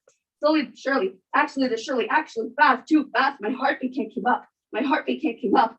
And no matter how much we try to fix ourselves, nothing will put an end to this. Hatred is more widespread than global warming, and this country is systemically screwed. It is based on racism. It is based on sexism. It is based on the fact that if you're different, you're wrong. If you're different, you're wrong. You're wrong. We brought you here, but you're wrong. You're wrong. So again, I ask, what did we ever do to you? I suppose this is for our own good, isn't it? You complain about your financial crisis and depend on your citizens to save you because we're all just your little banks. So America, are we people or are we numbers? America, are we people or are we numbers? America, are we numbers? Sincerely, one of your 332 million citizens. I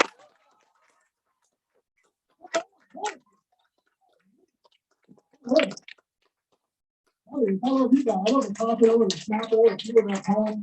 Something so amazing when you feel the tone and get the energy from it. The first one X and the second one Y. No, it was, yes, Georgie was Y, Christian was X, so it was Y then X. Y then X. We'll be announcing the winners after the show. At the very end of the show, we announce the winners in the adult poetry slam world. We hold up scorecards and crush people's spirits and souls immediately after they finish their poem. But we don't do that for the youngsters. No, it's not what we're doing. Awesome. We got one more head to head, and then we're going to hear from our feature poet, Mike Taylor. Y'all ready for that feature poet coming up? Yeah.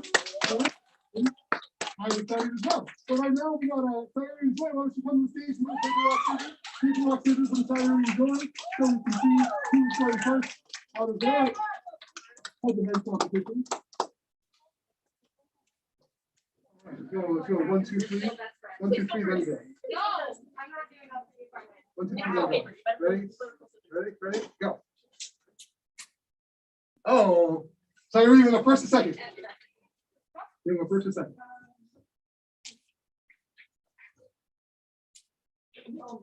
All right. Champion, that's friendship. That's your friendship. We got Cyrene is the X poet, Julie is the Y poet, so it'll be X then Y this time through. Round of applause for Cyrene. I'll make this microphone.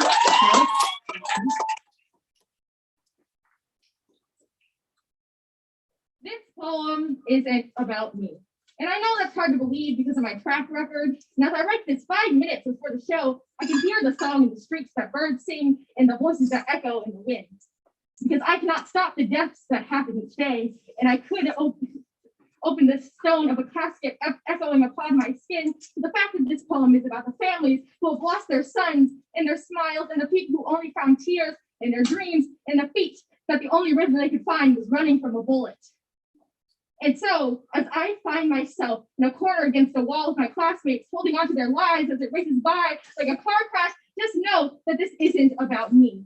And that the children are the ones to blame for the oceans drowning in their own runoff, because I cannot stop you, so you will listen to this poem, because it is not about me, and the animals would be here if we didn't open their mouths like firelight and burn their flesh. No, this is about the people who prowled in the streets only to be attacked by their own kind, because blood paints these streets, and the only thing covering them up is a massacred black town flooded with water. Because if Lake Lanier taught me anything, is that we will spare any expense to hide the truth.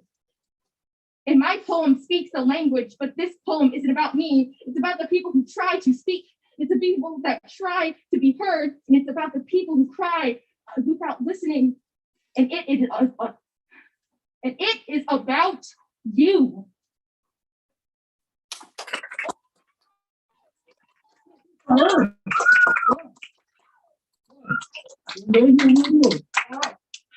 Fantastic. We got our final poet in the competition, the Y poet. Let's get a round of applause for everyone who took the stage. Every single person with great words, 3 words, please put a right in the depth of their volumes right now. Let's keep those applause going for George. George, clap it up for George on stage.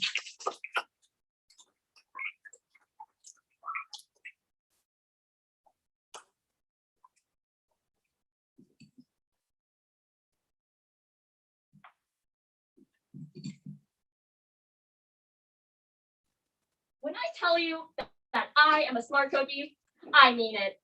My chocolate chip edges are refined diamonds diving for success. I put my goggles on and head straight for the deep end. Going easy is totally not my thing.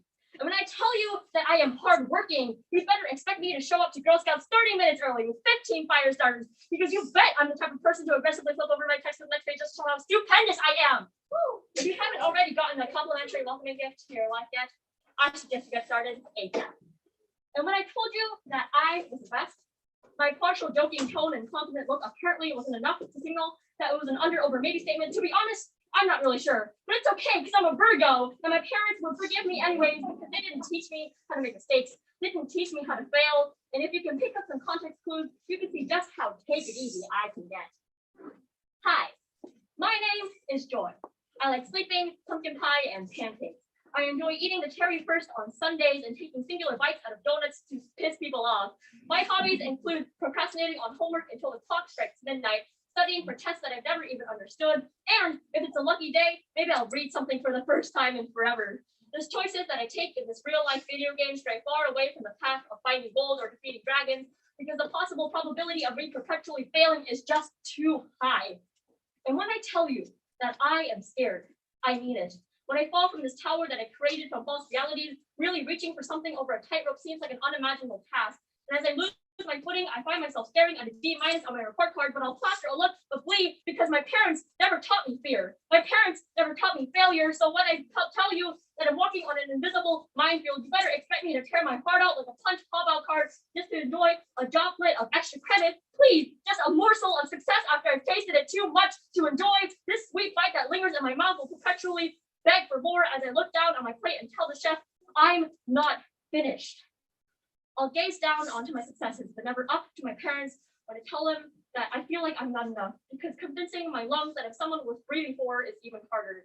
Convincing myself that I'm someone worth living for is harder. So taking the easy route one to catch a retada is my battle style. And when I tell you that I don't know what I'm doing, you sure as hell can expect me to write stupid poems about how I'm feeling, because in a poem, there are no tightropes to fall off of. There are no mind bombs to step on. And when yelling in the form of controlled words helps me to forget that I have an essay due tonight, together as mentally unstable teenagers, we shall rise on a thin sheet of glass to create what the world shall know as poetry. I might as well get high on the adrenaline of writing poems minutes before the slam, but I know that I'll eventually fall with that in mind. I'll find an unstable safety net to prevent myself from hitting the bottom, and hopefully it won't hurt too much.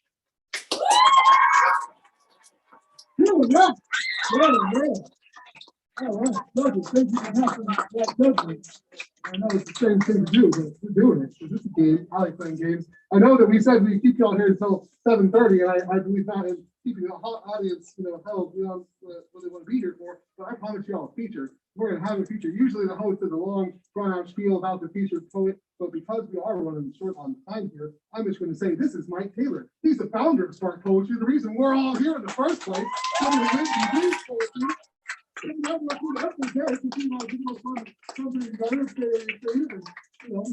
don't know, 3 hours talking every day. Probably.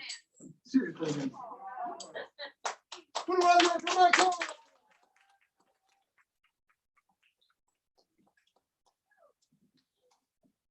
Y'all doing all right? Yeah. All right, so I don't know. What do you guys want to hear? There's so many poems that I'm not in a classroom that I didn't get to perform. I kind of want to perform one of those. Yeah. All right, so I'm pretty popular, right? No, like on YouTube, I'm pretty popular. So Superman and the Justice League, they decided to come to one of my shows. Here's how it went. There are two ways that you can step on stage. You can either rent or you can own. You can take a microphone on loan or steal it so the crowd feels the same feelings you pass long after the show. Because when a poet passes gas on stage, you should be able to smell it at home hours after. Metaphorically. And after hours, I tried convincing the Justice League I had superpowers. They said, anyone can shout. So I'm like, Superman, wait! I can fly too. He's like, really? I'm like, no. But I can float like a fish? No, like a bird. bobbing his beak to the beat of his wings in the breeze. When my knees get cold, I shiver in rhythm, but I don't freeze because my words have heat. But you can't fly. No, I can't fly. So there's no place for me on the Justice League, just the freak. She's like, yeah, sorry. I'm like, Superman, wait! I'm a freak too! He's like, really? I'm like, no. But people say I must have 3 eyes. It's amazing the way I see rhyme and somewhat entertaining. Maybe I can fight crime like that. But can you fight? I'm lethal with a pen. And although in a fist fight I might resort to biting men in ink, I hold lightning with my hands. Great, so you hold lightning. No, that's stupid. That's just a metaphor I formed. What I meant to say is I perform. Adorned in a mask, I'm a master of disguise. In the past, I've plastered myself as a faster, flatter, fatter person. As a matter of fact, I've been batter and catcher in the same pitch. Because pitch black late at night, I learned to fight with only my words to back me. The back alley asked me what I can do. Go ahead, ask me what I can do. What can you do? I'll tell you. I can retaliate with a quick response. I don't have sharp teeth or claws, but I learned that words bite. Words bite stronger than jaws. Furthermore, Aquaman. I can hold a rhyme longer than you can hold your breath. Batman was convinced. So is Wonder Woman. Superman told me something I would never forget. He said, it doesn't matter what you can do. He said, I've saved a lot of things from a lot of things. But the first time I saved anything was a cat from a tree. Superman told me it doesn't matter what you can do. It matters how you use what you can do to save people. So I'm like, Superman, wait! I can do that too. You see, a lot of people have superpowers. But real superheroes can save a falling crowd from slamming into the ground. Slamming isn't just about rhythm or sound or rhyme or alliteration, nor how many big profound words I can have coming out of my mouth at one time in this cold library administration. Let me raise the bar. If you can hear me now, there's 2 ways to step off stage. You can either talk or you can save. Thank you.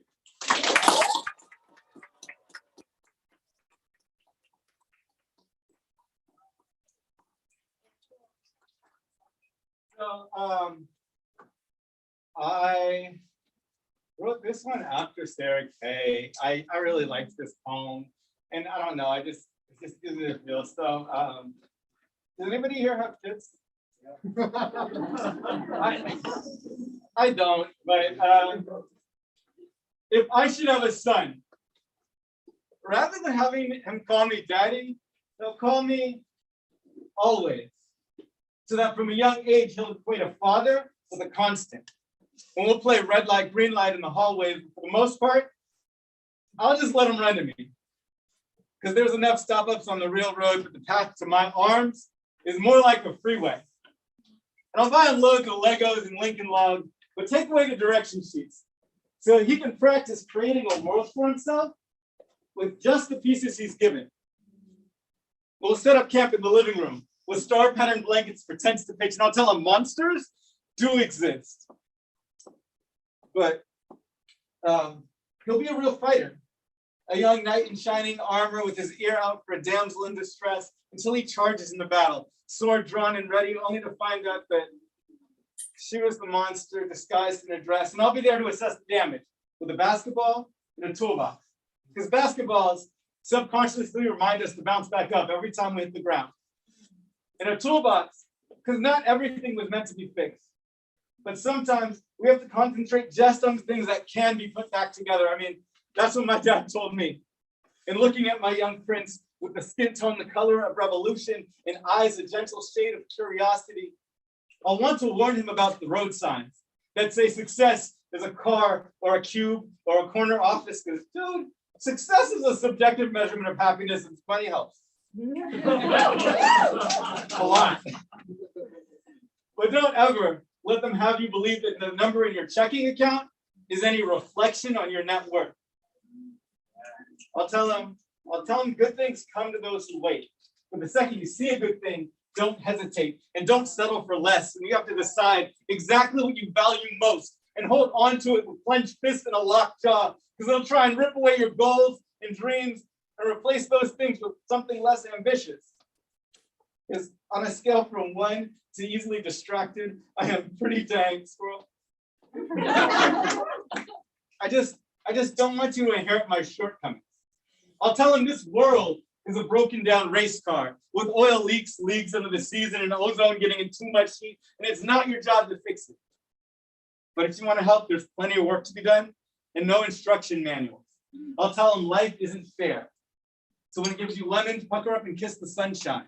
When it hands you failure, frustration, or disappointment, remember, what doesn't kill you, test your armor. And don't forget what you're made of, because your father is a teacher, and your mother is a dreamer, and you're wrapped up in a prayer of a better life than we're living, and you'll put the wind in every winter, and the bounce in every spring poppy shaking off its snow coat, and there will be stop signs and closed roads as you're pressing the speed limits of the world trying to slow you down, but you'll go places farther than I've ever been. So anytime you want to come visit, just remember, you always have the green light home.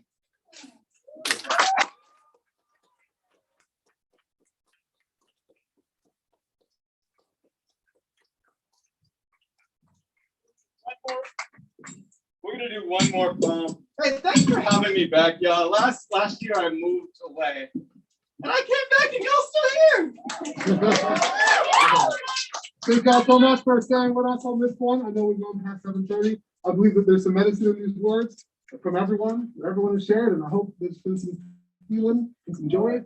Also, this is going to be the only time we're going to say that you can take out your phone. So follow us on Instagram, SPARC Poetry.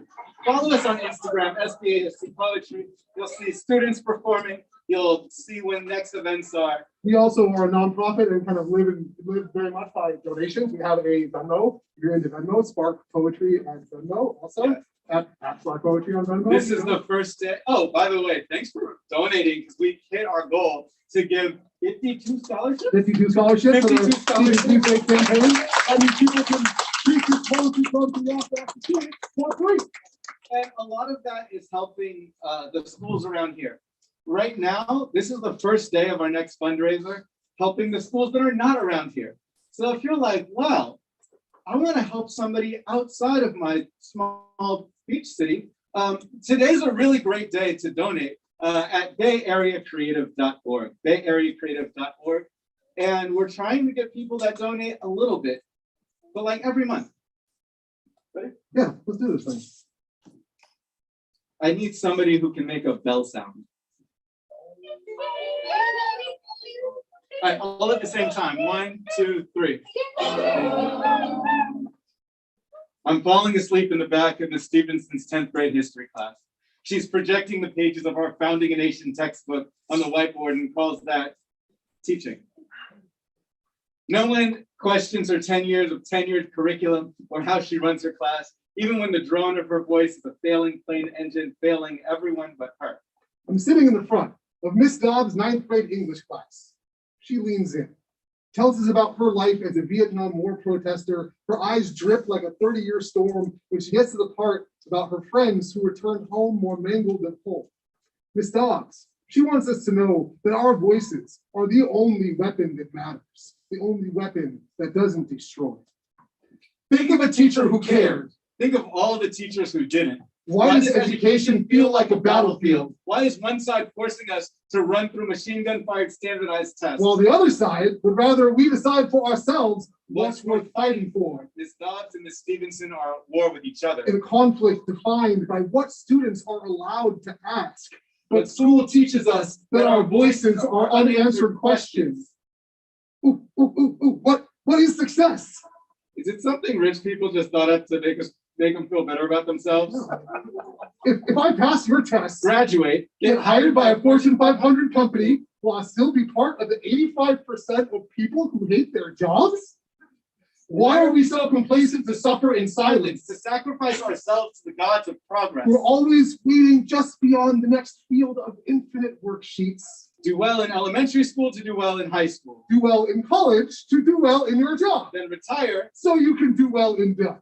Will this be on the test? Will my voice be on the test? I'm sitting here waiting with blood draining from my raised hand, waiting to ask, at what point will school prepare me for life? my questions are not relevant to the lesson, so there'll be pencil shavings on the floor as I'm sharpened into a tool. Miss Dobbs, you were our ally while we struggled against that factory line education handed down by out-of-touch politicians who would rather we just shove these questions back down our throats. Miss Stevenson, did you realize that you just become another turn in a machine of detached policymakers and principals, grinding our desks down into gunpowder that kills our tomorrow? We remember the classes that affect us the most, the affirmation, The control. the open doors. Get out of my class. You saw The fact that inspiration, my test rising score from student was thought, worth more than I was, and my creativity was punished. Because you'd rather see me cutting your stance on than do a home to the margins of my notebook to escape the plain press It's of your tomorrow. classes. How do you navigate through the chaos of a battlefield where everyone claims to be on your side? One lesson says you should just absorb what's on the board. The other wants you to question everything. Our voice is the most valuable thing we will ever have. But half of education demands we sit in silence. True learning is the celebration of each utterance, combined in a salute of human potential. The personal connection that reminds us why we are alive in the first place. What if 85% of people love their jobs? What if school taught us how to do that? What if work was not trading life for money, but instead offering passion and conviction towards projects we believe in? Today is a series of mechanized bells that do not teach us how to succeed. Tomorrow is a textbook Written by the voices of us who could not be cut down.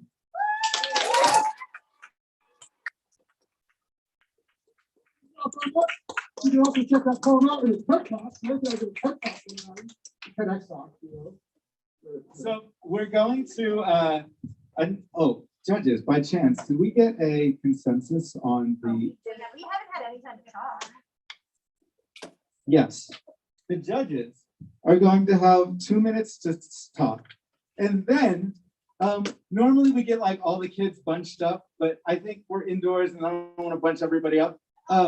But in 2 minutes, we're going to just announce the scores and let you go. 2 minutes. Maybe 1 minute. Guy, you got some music for us? I surely do. All right.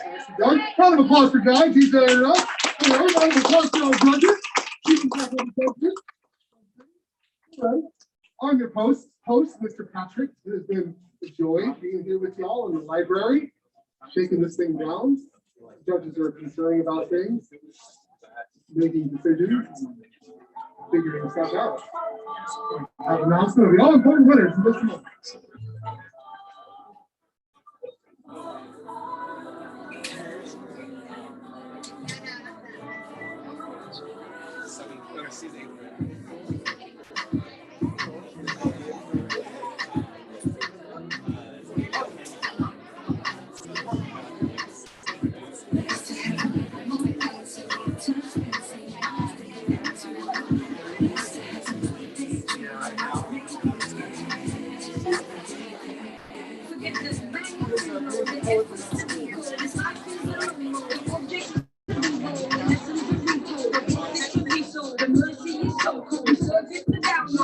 Write this down now. Write this down now. Mix it right now. Keep it down now. I wanna ignite a soul for your places. I see the blessings to take this and trust us.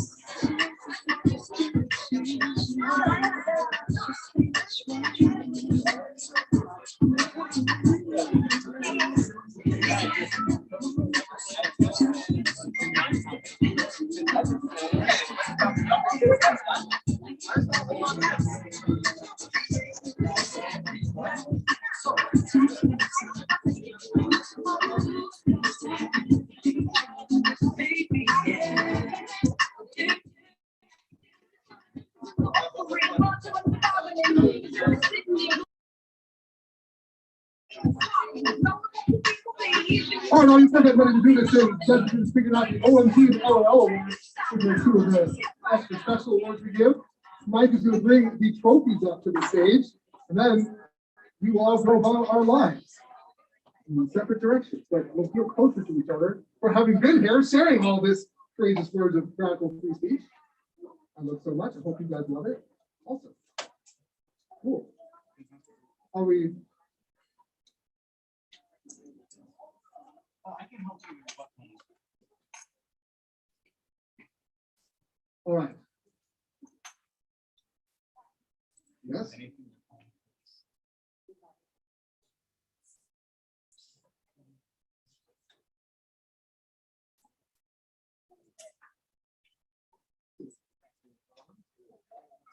find the students. Turn the music back on. Turn the music back on. Thank you, guys. Thank you, guys. Sorry, guys. Thought we were ready, we were not.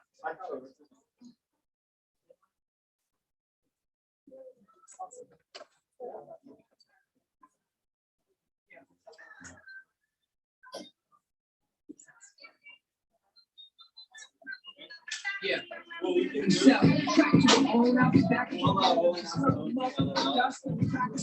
just announce the OMG and the LOL words at school because the judges are at a deadlock, unable to come to a decision. So here are the order of winners for the poetry slam. So everyone in this room is aware, as far as I am concerned, we have coming in third place, Ocean Shore School. Put your hands together for Ocean Shore School. Coming in third place. Coming in second, we have the team from Ortega. Coming in second place,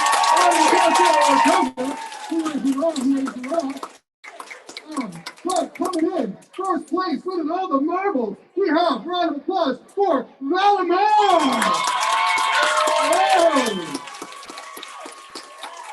Awesome. And then for our head-to-head competition, we got a round of applause for Christian winning the head-to-head bout, and Joyland winning the other head-to-head bout. Let's round of applause for all of our winners. Cool. Oh, and we have for the awards, the judges gave them the decision. We have Lily with the LOL award. Lily, the funniest poem, the LOL award, the drinking poem. Hooray! Also, I agree clearly the most laughter in the room. And the OMG award, we have our hands together for Katarina. Hooray for Katarina for the OMG award. But mostly a round of applause to everyone who hit the stage, to everyone who was here. Y'all champions to my book. Thank you all so much for joining us for Spark Poetry. Flagship program of Bay Area Creative. Live long and prosper. See y'all. Poets, we do have to really quick take a picture. Poets, if you performed, come up here for a picture. And we are with the trophies for a picture.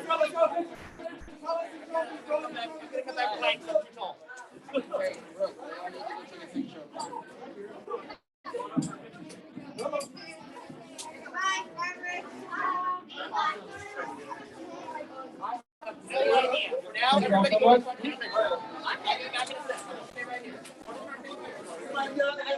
Thank you so much. Came out.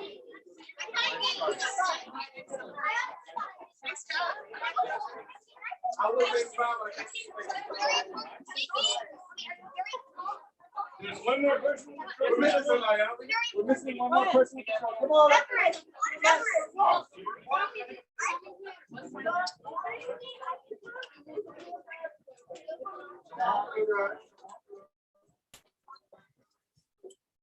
Yes, you too. Yes.